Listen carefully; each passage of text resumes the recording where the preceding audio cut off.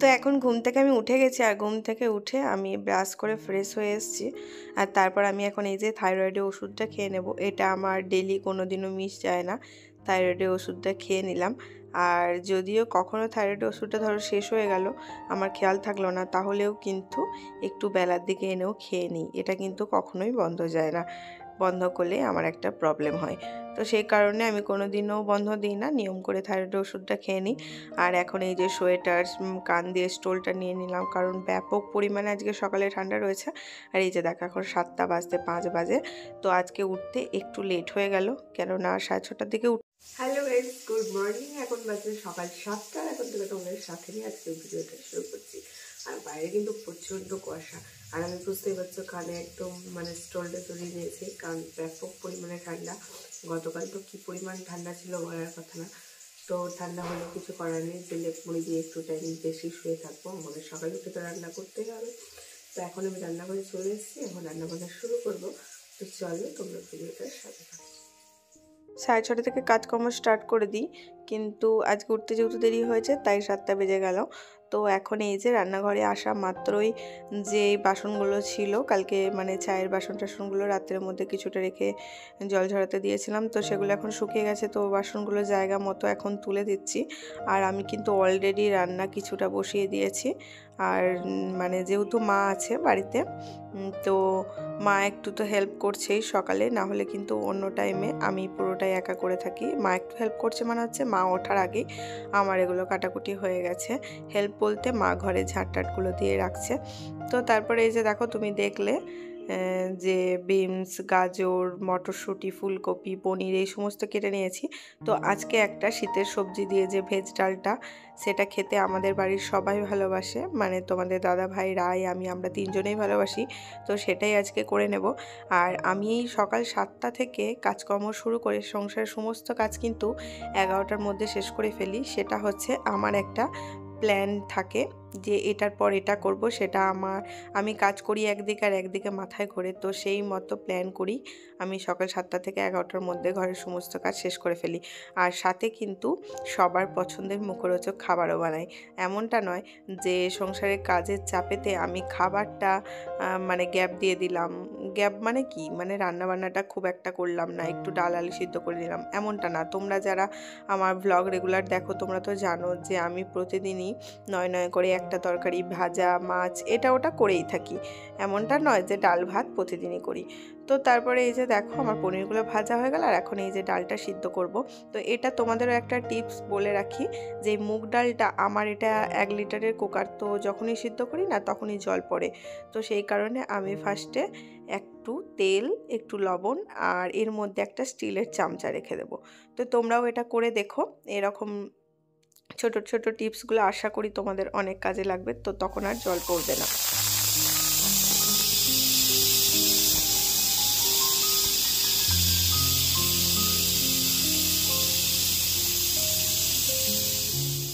তো তোমরা খেয়াল করে দেখলে যে কোনো রকম কোনো জল পড়লো না। আসলে আমার এই কুকারটা জল পড়ে পুরো একদম গ্যাস ভরে যায়। অনেকের ক্ষেত্রেই হয়তো হয়, ডাল সিটির ক্ষেত্রে অনেক কুকারই প্রবলেম করে। তো এই যে দেখো বাইরের পরিবেশটা তোমাদের একটু দেখাতেলাম, যে আজকে কি পরিমাণ কুয়াশা, মানে আজকে ব্যাপক পরিমাণে ঠান্ডা। তো আমি তো মানে পোস্তটা জাস্ট বসিয়ে আসলাম, ডালটা সমস্ত কিছু রেডি করে রেখেছি, ডালটা এখনও বসাইনি। তো একটু ডাল পোস্ত এগুলোই করব, মানে সাথে আর একটা ভাজা। তো ডালটা আমি জাস্ট মানে পোস্তটা আমি জাস্ট বসিয়ে তোমাদের দেখাতে আসলাম যে বাইরে এখনও কুয়াশাটা কি পরিমাণ রয়েছে, পুরো একদম অন্ধকার হয়ে রয়েছে, রাস্তাঘাটে কোনো কিছুই কিন্তু দেখা যাচ্ছে না।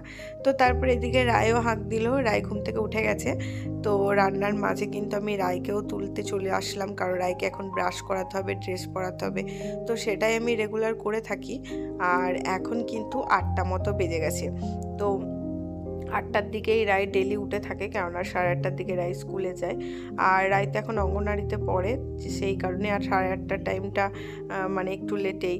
আর কিছুদিন পরেই তো রায় একদম মানে ওর যে স্কুলে ভর্তি হয়েছে সেই স্কুল চালু হয়ে যাবে 2 দিন পরেই। তো সেখানে কিন্তু টাইম হচ্ছে, এখন যেহেতু শীতের দিন তো শীতকালের টাইম হচ্ছে 8টা, আর গরমকালে কিন্তু 7টা। তো 8টার মধ্যে ওকে কিন্তু স্কুলে একদম পৌঁছে যেতে হবে।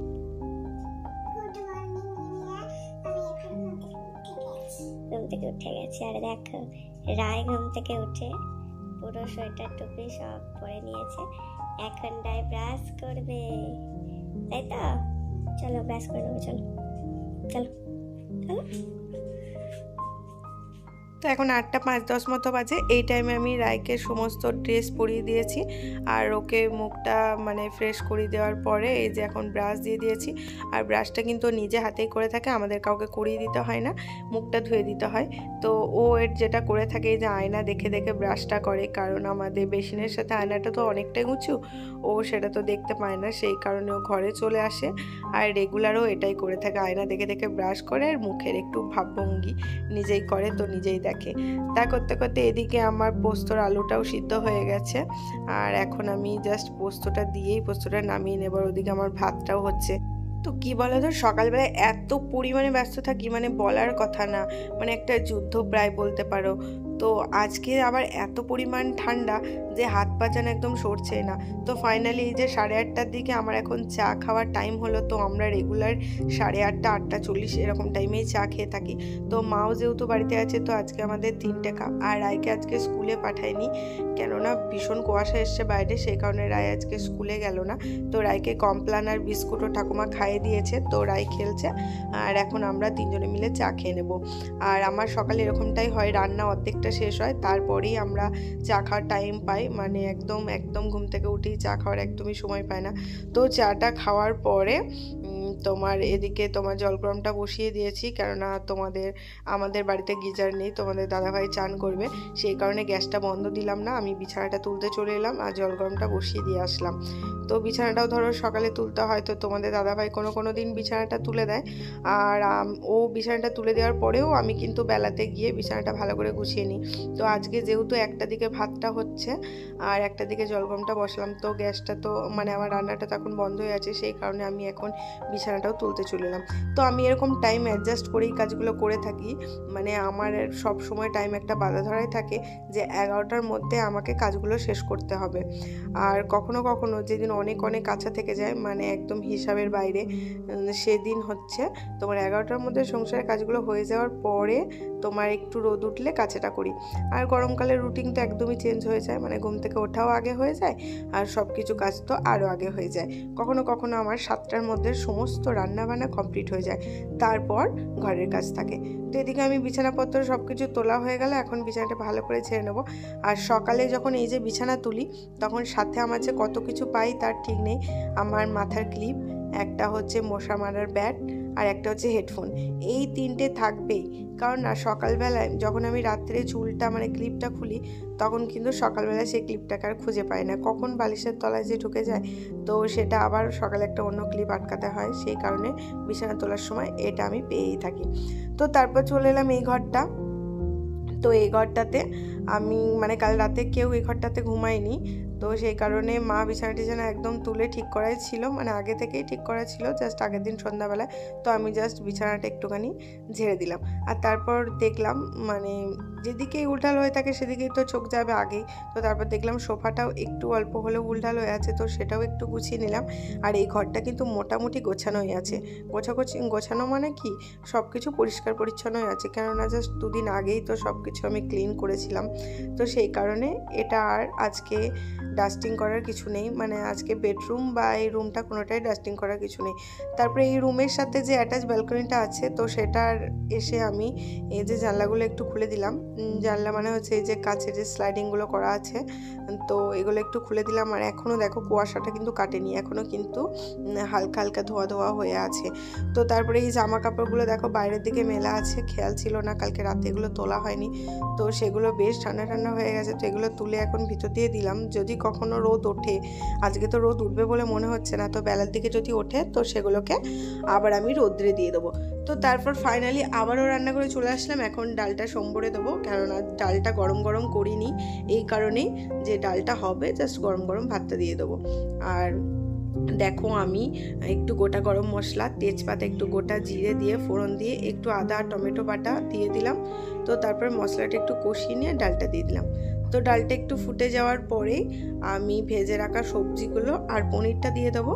আর ফুটে যাওয়ার নামিয়ে নেওয়ার আগে একটু ঘি দিয়ে দেবো। আর চাইলে তোমরা সাথে আর একটু গরম মশলা দিতেও পারো, কিন্তু আমি আর গরম মশলা দিইনি, ওই যেটা ফোড়নে দিয়েছি ওটাতেই কাজ হয়ে যাবে। আবার কেউ কেউ অনেকে ডালে ঘিটা পছন্দও করে না, তো যারা পছন্দ করো না তারা নাও দিতে পারো। তখন এই যে ফুটে গেছে, সবজিগুলো আর পনিরগুলো দিয়ে দিলাম। আর ডালটা কিন্তু খেতে দারুণ হয়েছিল। আর এই ডালটা কিন্তু আমাদের বাড়ির সবাই খুব পছন্দ করে, আর আমরাও কিন্তু এই ডালটা খেতে ভালোবাসি। তো এখন ফাইনালি 9টা তোমার 10-15 দিকে আমার রান্নাটা শেষ হলো, 15-20 বলতে পারো। তো রান্নাটা শেষ হলো, তো তারপর 9:30টার দিকে তোমাদের দাদাভাইকে ভাত খেতে দিয়ে দিলাম। তো তারপর বেরিয়ে গেছে। আর এদিকে রাই, মা, আমাদের সবার জলখাবার খাওয়া হয়ে গেছে। আর এখন 10টা মতো বাজে। তো এখন এই যে আমি বাসন টাসনগুলো ধুয়ে নিচ্ছি। আর আমার না বাসন ধুতে, রান্নাঘর পরিষ্কার করতে বেশ অনেকটাই সময় লেগে যায়। কি করব বলো, একা হাতে সবটাই টোটালটাই করতে হয়, তো সেই কারণে অনেকটাই সময় লেগে যায়। আর আজকে কিন্তু পুরো বাড়িটা মা ঠিকঠাক করে একদম সুন্দর করে ঝাড় দিয়ে রেখেছিল, সেই কারণে আজকের একটা কাজ আমার কম ছিল, যেহেতু মা বাড়িতে ছিল। আর মা বাড়িতে থাকলে কিন্তু মানে প্রায় অনেকটাই কাজকর্ম এগিয়ে দেয়, আমার অনেকটাই হেল্প হয়। আর একা থাকলে তো সব কিছুই আমাকে নিজে একা হাতেই করতে হয়। আর মাও বাসন টাসনগুলো অর্ধেকটা ধুয়ে দিয়েছে, কেননা কড়াই টড়াই, কুকার, যেগুলো তোমার রান্নাতে আমাদের মানে রেগুলার লেগেই থাকে, তো সেগুলো তোমরা দেখলে এখানে নেই। তো সেগুলো মা কলতলায় নিয়ে গিয়ে বেশ ভালোভাবে মানে ভিম জেলের সাথে বালি টালি দিয়ে একদম মেজে দিয়েছে, কেননা আমি যেহেতু বেশ খুব একটা প্রেশার দিয়ে মাজতে পারি না, তো সেই কারণে মা যেহেতু এসছে, তো মা বেশ ভালোভাবে ওগুলোকে মেজে দেওয়ার জন্য কলতলায় নিয়ে গেছে। তো ফাইনালি আমার সমস্ত বাসন ধোয়া কমপ্লিট। এখন এই যে গ্যাস ট্যাসও মুছে নিলাম, তো গ্যাসের ওভেনগুলোও এখন পরিষ্কার করে নিলাম। তো তারপরে এই যে কাউন্টার টপটা এখন পরিষ্কার করে নিচ্ছি। আর তোমার এটা আমার মানে কি বলবো, রেগুলারের 2-3 বার কাজ কাউন্টার টপ পরিষ্কার করা। যখনই একটুখানি কোনো কিছু জল টল পড়ে, তখনই আমার যেন মনে হয় পুরোটাই একদম পরিষ্কার করে নিই। তো এটা আমি সারাদিনে মানে যতবার রান্নাঘরে কাজ করি, তো ততবারই আমাকে এটা পরিষ্কার করতে হয়। তো তারপর ফাইনালি একটা শুকনো কাপড় দিয়ে আমি গ্যাসগুলো আবারও বেশ ভালোভাবে পরিষ্কার করে নিচ্ছি। আর আগে আমি মানে কাউন্টার টপটা টোটালটা ক্লিন করার পরেই, মানে যখন আমি ভিজে কাপড় দিয়ে এটা ক্লিন করি, তারপর কিন্তু আমি একটা শুকনো কাপড় দিয়ে সবসময় মুছে থাকি, যাতে জিনিসটা একটু তাড়াতাড়ি শুকিয়ে যায়। আর শুকিয়ে না গেলেও মানে আমার যেন মনে হয় যে একটু যেন কেমন ভেজে ভেজে লাগছে, হয়তো একটু পরেই টেনে নেবে হাওয়ায়, কিন্তু আমার সেটা মনে হয়। তো রান্নাঘরও গোছানো একদম ফাইনালি ডান। তো তারপর এখন আমি চলে এসেছি ঘর মোছার জন্য। তো মা তো বললাম তোমাদের ঝাড় দিয়ে রেখে দিয়েছে, যার কারণে আজকে আর আমাকে ঝাড়টা দিতে হলো না। তো আমি এখন ঘরটাও মুছে নিচ্ছি। আর যেহেতু আমি এই মানে লাঠি দিয়ে ঘরটা মুছে থাকি, সেই কারণে একটু তাড়াতাড়ি ঘরটা মোছা হয়ে যায়। আর আমি না একদমই মানে ন্যাতা দিয়ে ঘর মুছতে পারি না, বসে বসে ভীষণই কষ্ট হয়। তবে ওই প্রসেসটাই মানে মনে হয় সবার ক্ষেত্রেই ভালো, যেহেতু আমাদের ওয়েটটা একটু বেশি, তো ওই প্রসেসটাই ঠিক আছে, কিন্তু না পারলে আর কি করা যাবে। তো সেই কারণে লাঠি দিয়েই অভ্যস্ত হয়ে গেছি। আর মানে লাঠি দিয়ে যে ভীষণভাবে পরিষ্কার হয় সেটা বলবো না, কারণ আগে মারা সবাই নাতা বালতি দিয়ে ঘর মুছতো, খুব সুন্দর ঘর পরিষ্কার থাকতো। কিন্তু লাঠি দিয়ে ঘর মুছলেও কোথাও যেন এতটুকু খামতি থেকে যায়। তো যেমনই হয়, কারণ আমার পক্ষে নাতা দিয়ে মোছা সম্ভব নয় বলে লাঠি দিয়ে মুছি। আর এইভাবেই প্রতিটা দিন আমি টাইম টু টাইম কাজগুলো করে থাকি, সেই কারণে আমার একটা টাইমেই কাজটা কমপ্লিট হয়ে যায়। আর এই যে মা দেখো, মা কিছু একটা কাজ করছে, তো এখন এই মুহূর্তে আমার মনে নেই। তো চলো গাইস, আজকের পুরো ভিডিওটা তোমাদের কেমন লাগলো অবশ্যই কিন্তু কমেন্টে জানাতে ভুলো না। আর যদি তোমাদের ভালো লেগে থাকে একটা লাইক তো অবশ্যই করবে। আর আমার এই ভিডিওগুলো দেখে তোমরা যদি কিছু উপকৃত হও, তাহলে তো আমার খুবই ভালো লাগবে, সেটা কিন্তু তোমরা কমেন্টে জানাবে। আর আজকের মতো ভিডিওটা এইটুকুই, আবার আসবো নতুন একটা ভিডিও নিয়ে। ততক্ষণে তোমরা ভালো থেকো, সুস্থ থেকো, সাবধানে থেকো। আজকের মতো টাটা।